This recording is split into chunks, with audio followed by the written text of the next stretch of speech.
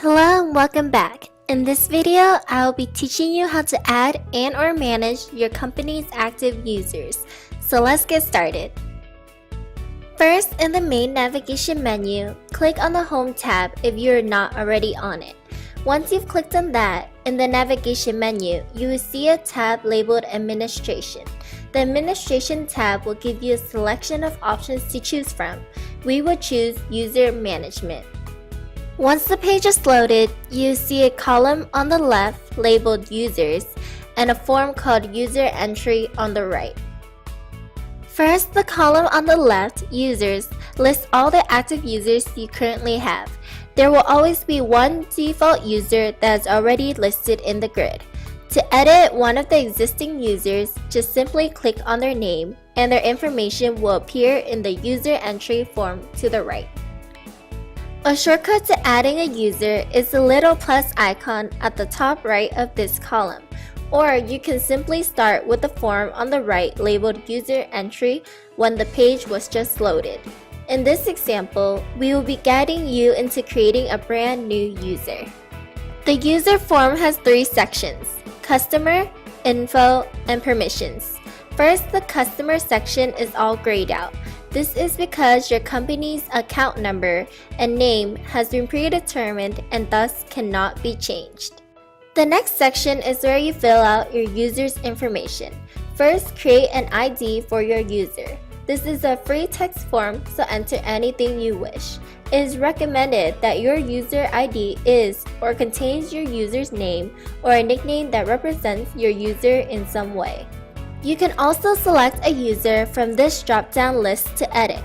In this example, we will be creating a user named Jennifer Moore, so for short, we will input Jen M as the user ID. A pop-up will then appear saying that the user does not exist and whether we would like to create it. Click Yes.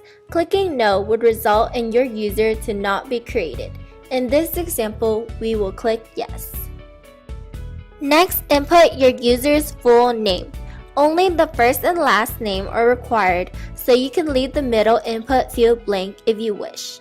We will input Jennifer for the first name, leave the middle name blank, and input Moore for the last name.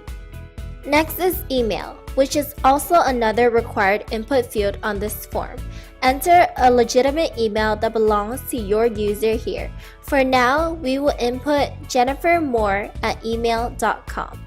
Input an office phone number and cell phone number if you have one or if you wish. These are not required input fields.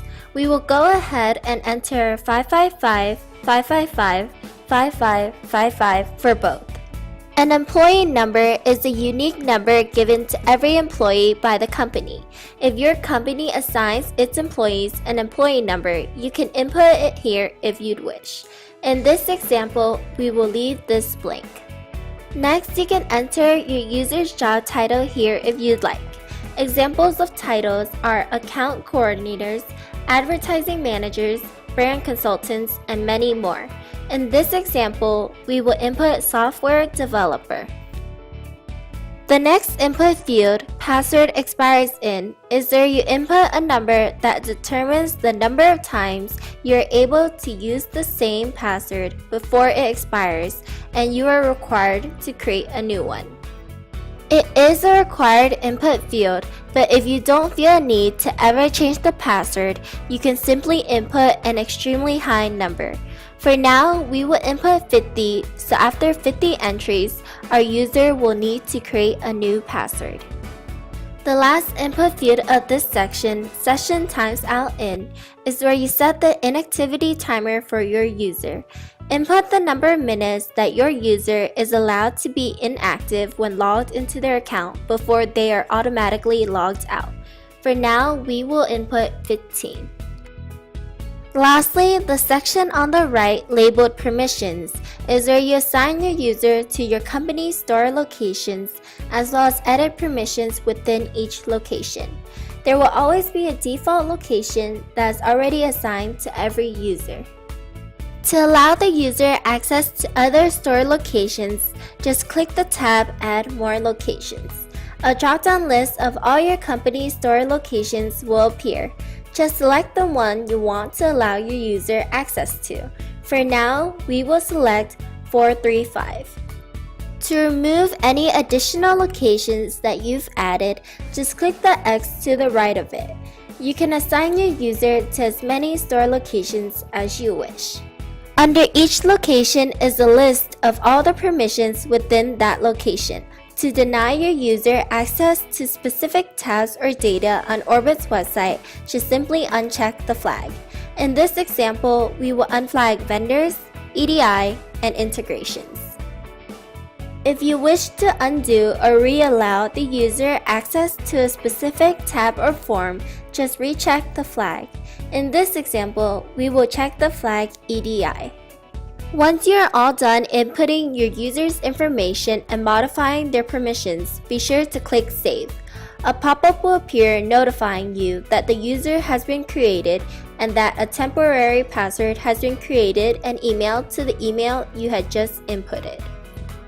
Just click OK and you'll see that your user is now listed in the Users column to the left. If you wish to edit the user you just created, just click on their name and their information will appear in the user entry form. When you're editing an existing user, there is an option at the bottom of the user entry form that allows you to reset the password of your user.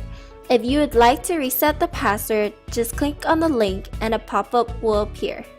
Simply enter your new password twice and click Save.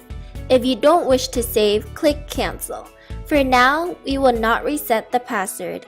If you have made any changes to the user's entry, be sure to click Save. If you wish to disable the user from your company, click Disable. Once disabled, the user's ID will appear grayed out in the user's grid. Don't worry about not being able to enable the user ever again because the Enable button will always be there for disabled users. And there you have it. You have learned how to create and edit users. I hope this video helped you, and I will see you soon.